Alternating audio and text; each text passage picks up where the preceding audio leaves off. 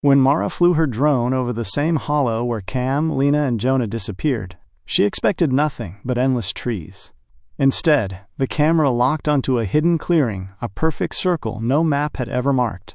At its center stood a dark stone altar, scarred with strange carvings, and around it, pale shapes arranged in a deliberate ring. As the drone steadied, the shapes resolved into something that froze her blood. And then she noticed the carvings, staring back. Before we go any further, if this is your first time here, we'd love for you to hit that subscribe button and turn on notifications. Your support means the world and helps us bring you even more powerful stories. Stick with us until the end, and if this mystery moves you, share your thoughts in the comments and pass it along to a friend. They rolled into the gravel lot just after sunrise, windows down, coffee steaming, playlists low. Cam double-checked the topo map, Lina tightened her braid, and Jonah, quiet as always, tapped the bear bell clipped to his pack. The air smelled like wet pine and cold stone, that crisp edge you feel in your teeth. A ranger sign creaked on its post. Beyond it, the forest rose like a wall. Locals called this section the Bent Hollow, not because it looked crooked, but because sound did weird things here. Shouts came back warped, like the trees were practicing your voice. Even the breeze seemed to carry a hush that wasn't quite natural. Still, the loop looked simple. 4 miles out, 4 back, burgers afterward. Easy. They signed the sheet. 7:41 a.m., ink still dark. Cam snapped a quick photo at the trailhead, sun flaring the lens.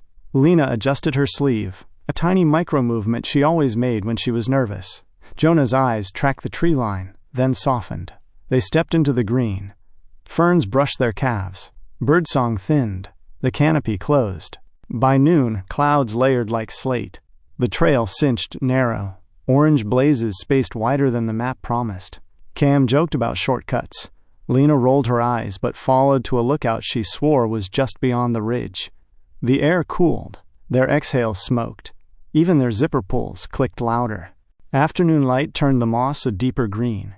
A woodpecker hammered, then stopped like a dropped thought. Cam checked the time, then pocketed the phone. "We're good." He set it to the air more than to the others. At dusk, their car still sat in the lot, windshield pearl-dusted with pollen. A receipt on the dash fluttered with each breeze. In town, the gas station clerk told a pair of hunters. 3 kids signed in. No sign out. One shrugged. The other muttered. That hollow keeps what it wants. Night pressed down. Cricket started, then cut off. Then started again, off beat. The ranger sheet curled at the corners. Their names stayed wet on the page, like they'd just stepped away. But no one saw them step back. By dawn the next day, headlights lit the gravel lot like a stage. Park rangers, county deputies, even a few off-duty firefighters fanned out, boots crunching frost. Clipboards passed from hand to hand. The sheet still bore those 3 names, Cam, Lina, Jonah, without a return time. Search dogs were brought in, noses pressed low. They tugged at their leashes, whined, then circled confused. One handler muttered under his breath, "They don't like this place." Radios crackled. Orders barked, but the woods swallowed sound whole. Neighbors from town showed up, some out of duty, some for gossip. Kids just ran off, one old man scoffed by the coffee truck. "They'll turn up."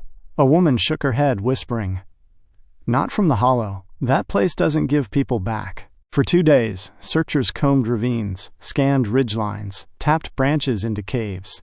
They found candy wrappers, a water bottle half buried in pine needles, but nothing with a name.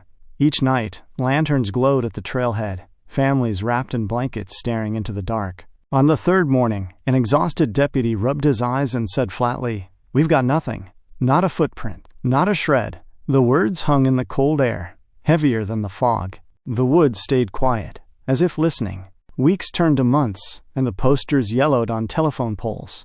Missing 3, scrawled across their faces, taped crooked at diners and bus stops. At first, townsfolk lowered their voices out of respect. But by the 1-year mark, whispers sharpened into theories. Some swore the trio staged it. "Kids these days probably hitchhiked west," muttered a mechanic wiping grease from his hands. Others pointed fingers at the town itself. "Somebody knows something," a woman hissed in the grocery line. A hush fell, but eyes shifted toward the ranger station. At the bar, the hollow's legend deepened. Men nursed beers and muttered about hunters who'd vanished decades earlier, searchers who'd come back babbling about shapes between the trees. One slammed his glass and spat. "That place eats folks. Plain and simple." The families felt it most. Cam's parents kept his bedroom untouched, dust soft on the trophies. Lina's sister sat by the window each dusk, clutching a photo, eyes swollen. Jonah's father walked the ridges alone, leaving oranges at trail markers. The woods gave him nothing back but silence. Years layered like silt. High school reunions came and went without them. Neighbors stopped asking. But now and then, an old hunter would glance toward the tree line and murmur, "Still hear 'em sometimes," like voices carried wrong. By the 5th anniversary, the missing weren't just names. They'd become a story parents told their kids.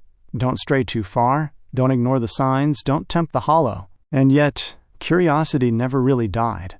It just went quiet, waiting. By year 5, the binders in the sheriff's office were closed more often than opened. The tabs marked Cam, Lina, Jonah gathered dust. A deputy stacked them on the back shelf, muttering, "Cold case now." The words stung harder than silence. Families sat in stiff chairs as the official statement was read. No further leads, no active searches. Cam's mother clenched her jaw so tight her cheek trembled. Lina's father slammed his palm on the table, accusing, "You just don't want to admit you lost them out there."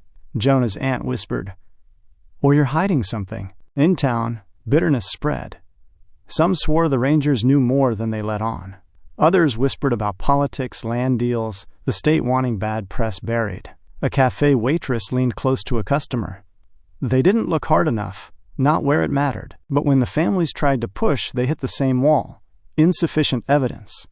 Case closed. The trailhead sign still stood, weather-beaten. Hikers passed it daily. But carved faintly into the post, someone had etched 3 sets of initials, like a warning or a memorial. The woods kept it secret. Not everyone could let it die. Among the grieving was Mara, Lina's godmother, a sharp-eyed woman who worked nights at the library. While others boxed up photos, she stacked clippings, articles, search maps, scraps of rumors scribbled on napkins. Her dining table looked less like a home and more like a detective's board. Neighbors shook their heads. "She's obsessed," they muttered on front porches. "Needs to move on." One leaned to another, whispering, "It's unhealthy," almost like she wants there to be something dark. But Mara didn't flinch. Every whisper only hardened her resolve. On weekends, she hiked the trail alone, journal in hand. She marked odd bends in trees, gaps where moss refused to grow, spots where sound went wrong. She even traced gossip, a hunter claiming he saw pale shapes at dusk, a teen swearing he heard children laughing deep in the hollow. At family gatherings, her questions made others bristle. Cam's mother begged, "Please, stop digging. It's killing us." Mara only sighed, tapping her notes. Someone has to keep looking. Late at night, she'd sit with the blinds half closed, listening to the hum of the town asleep, feeling that tug, that the woods weren't finished with this story. And neither was she. While the world turned the page, Mara refused to close the book. By the 5th year, search parties were history, but new tools had surfaced. Drones, cheap, steady, able to scan places no boot could reach. Mara scraped together money from her modest savings, bought one, and learned to fly it in her backyard. Neighbors watched, smirking. "She's really lost it," one whispered across the fence. One overcast morning, Mara packed the drone and hiked to the hollow alone. Her boots sank into damp earth. The smell of rot and wet pine clung to the air. She unfolded the drone on a mossy rock, fingers trembling as she adjusted the blades. With a soft buzz, it lifted, rising above the treetops, camera tilting downward. On the screen, the forest looked endless. But then, at the far edge of the ravine, she noticed something odd. A clearing where no clearing should be. The canopy broke in a perfect oval, like something had pressed outward from the inside.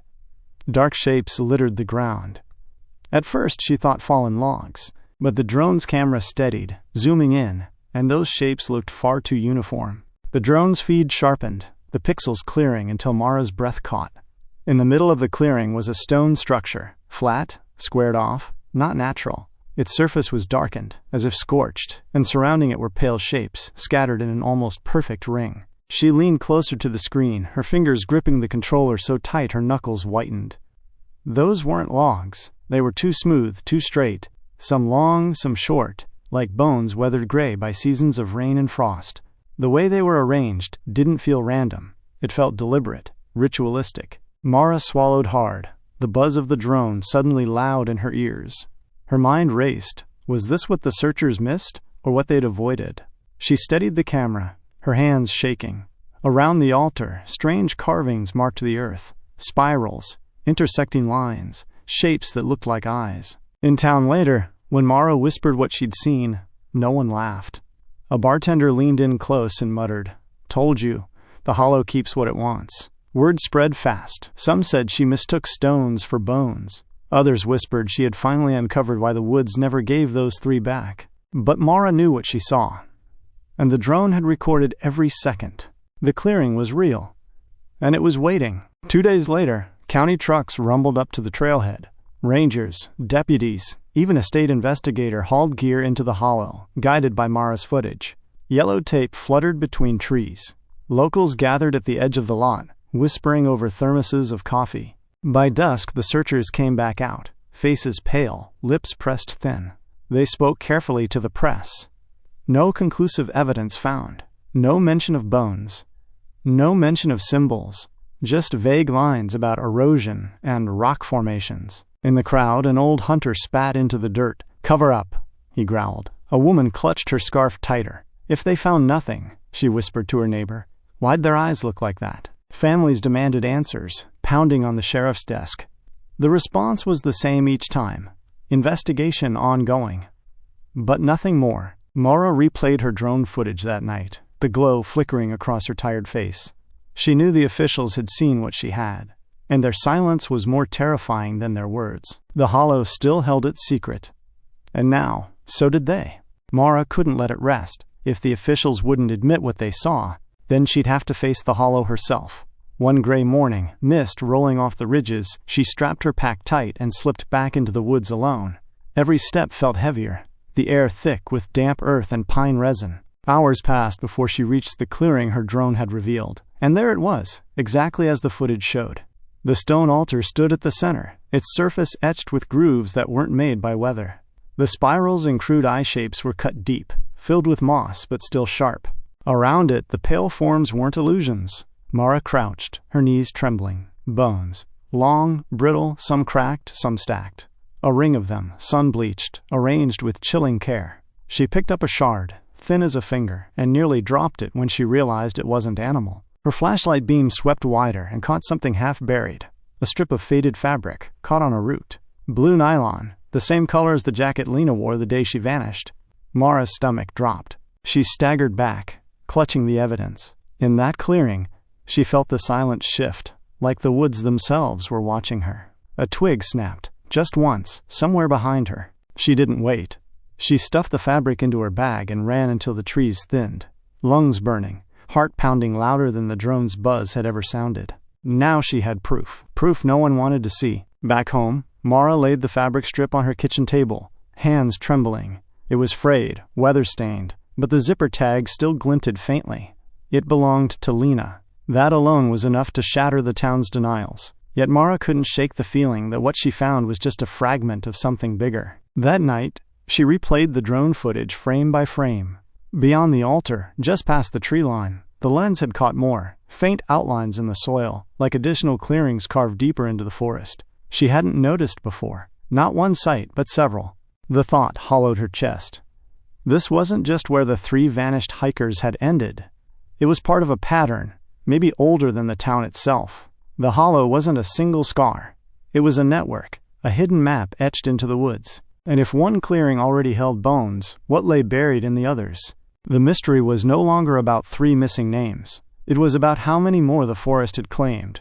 How many secrets still sat unspeakable beneath its canopy. The hollow wasn't done, and deep down, Mara knew neither was she. The clearing in the hollow raised more questions than answers, and the truth of what Mara uncovered may never be fully told. But one thing is certain. Those woods still hide secrets no one dares to face. If you want more stories of chilling discoveries, hidden places, and mysteries that defy explanation, make sure to like, share, and subscribe, because the next story might prove that some places were never meant to be found.